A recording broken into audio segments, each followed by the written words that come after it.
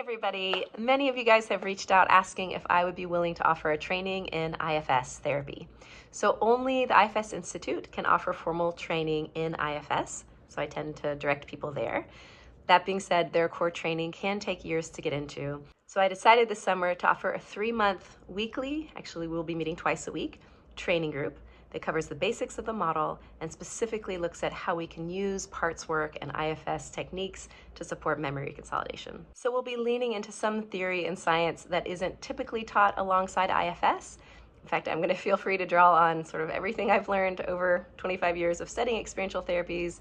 We'll just lean strongly into IFS as sort of the foundation and explore how we can achieve memory consolidation through parts work. So I feel pretty confident in laying out the foundations of the model, but there may be questions you guys bring that would be better answered by one of the core trainers. So that's why I asked my friend Paul Ginter if he'd be willing to come once a month or so to answer questions that we as a group have collected. He's one of the senior trainers at the IFS Institute.